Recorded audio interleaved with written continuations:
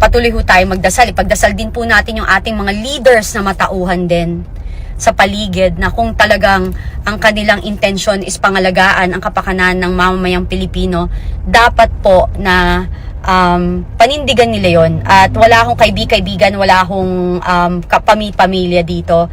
Dapat po ipaglaban nila tayo sa kanilang sinumpaang tungkulin. Sa AFP and PNP, alam ko malapit na po. AFP and PNP, alam ko malapit na po. AFP, BNP, nako, anong meron? Mukhang nalulas po yata dyan si Kati Binag, nabanggit niya na malapit na at alam ng AFP tsaka PNP. Anong meron? May mga basa po tayong comment dyan. Baka ito na yung sinasabing people power.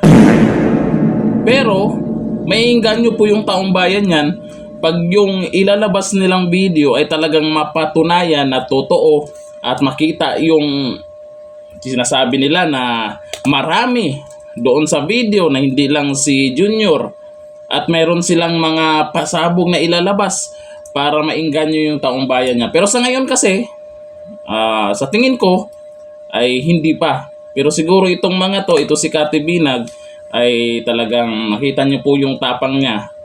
At siguro naman may hawak po talaga. Totoo siguro yung sinasabi nilang USB. Kaya abangan po natin yan.